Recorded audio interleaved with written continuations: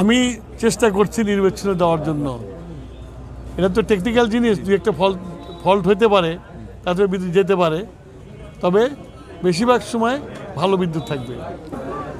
এই রোজাটাকে ভালোভাবে চালানো, আর এই সামনে যে কৃষি মৌসুম আর গ্রীষ্মকাল, এদিকে ট্যাকল দেওয়ার জন্য।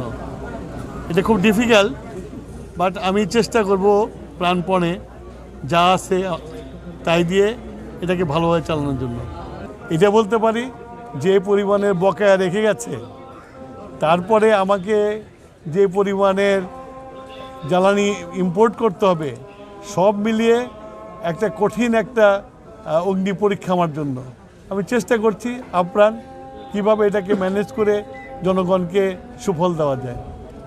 সিরাজগঞ্জবাসী উদ্দেশ্য হলো যে ওনারা আমাকে নির্বাচিত করেছিল, আমি চেষ্টা করব আমার চেষ্টা দিয়ে যেন সিরাজগঞ্জের কিছু ভালো কাজ করে যেতে পারি। শহীদ প্রেসিডেন্ট জিয়াউর রহমানের ক্যাবিনেটে মামা ভাগনা মন্ত্রী ছিল। মামা ছিল কাজী রানাল হক ফুলমন্ত্রী, আর ওনার ভাগনা ছিল ডক্টর ইকবাল মাহমুদ কৃষি প্রতিমন্ত্রী।